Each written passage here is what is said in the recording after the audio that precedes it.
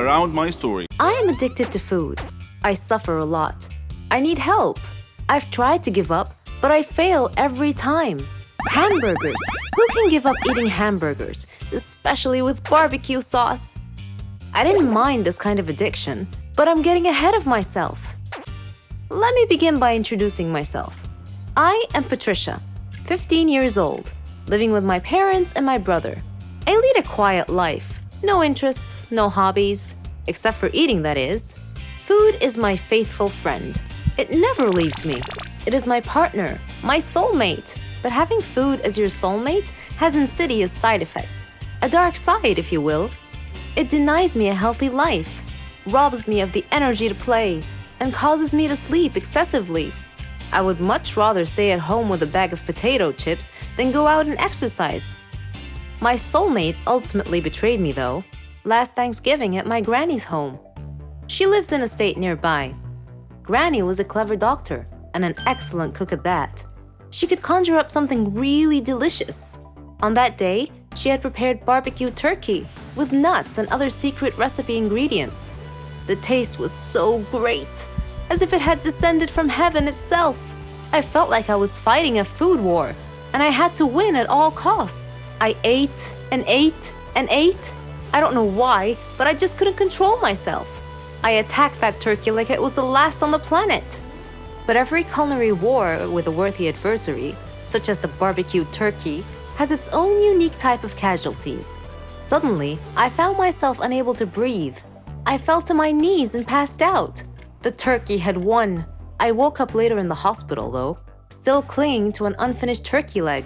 The doctor told me that I was gaining way too much weight. He said that I should be put on a diet. Diet? Man, how I hated that word. It hung over my head like the sword of Damocles. It meant depriving me of my passion, my reason for living. I considered eating vegetables in small amounts to be the worst form of cruel and unusual punishment, the worst form of torture imaginable. Imagine thinking of a wonderful, greasy, cheese-laden pizza with all the toppings and then suddenly opening your eyes to find a healthy green salad bowl. But I had reached a turning point in life. One day, my brother was playing on the street, while I was sitting at home gazing longingly at a tempting piece of cheesecake, just sitting there, taunting, daring me to eat it. I struggled mightily to resist the urge, but in the end I succumbed and wolfed it down like a starving animal. Shortly afterwards, I began feeling dizzy, but I was unable to call for help this time, and then I passed out again. I was taken to the hospital. While lying in the hospital bed, half conscious, I overheard the doctor say to someone, "She needs to stop eating or it will be the death of her." I thought to myself, whoa, death? So I made up my mind right then, right there. I resolved to fight a new war, a war against my appetite.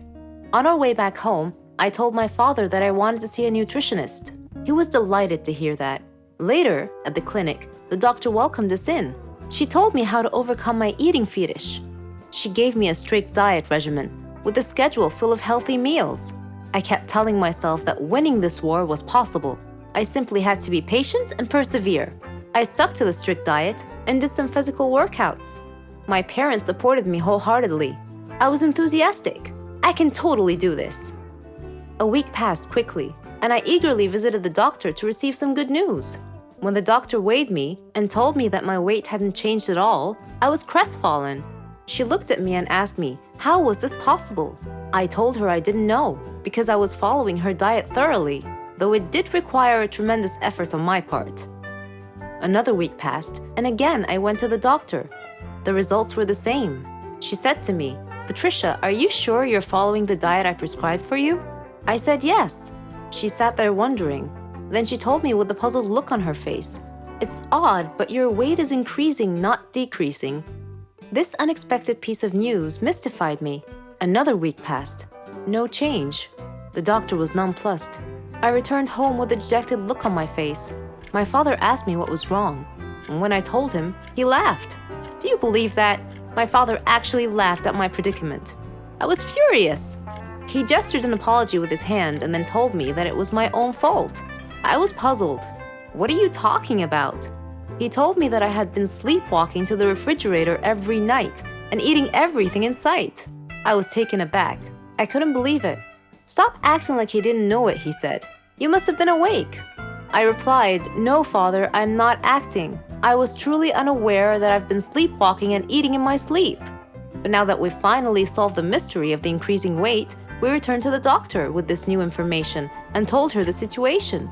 She laughed and told me that my discipline had denied my body the food it craved, but my brain had refused to cooperate and had overridden my will by urging me to eat in a subconscious state. She told me not to worry, though, that she could treat that. Armed with this knowledge and her support, and the support of my family, I felt that I could finally win this war. Hi, my name is Jennifer, and you might recognize me as a former famous child star. You might be wondering what happened to my life. Well, I worked as a singer at a local bar in our town. You might be wondering why I never pursued my career. Okay, let's just say they stopped giving me projects when I reached the age of 11. Because the producers said I'm not that pretty to be a teen star. So when I stopped being cute, I became unemployed, which is not bad. I finished my studies and got a really good job. Also, I have an amazing boyfriend. He's a lawyer and he comes from a very prominent family. But I have this habit of ruining everything that is good for me. I don't know if my boyfriend is still gonna talk to me. You're probably wondering why. Because I just ruined the engagement party of his brother. I was extremely at fault for this. It all happened because of my insecurities. This was deeply rooted when the film outfits started rejecting me when I was really young. Plus, I have two sisters who look exactly like my beautiful mother. I, on the other hand, look like my father. I also inherited his lack of height.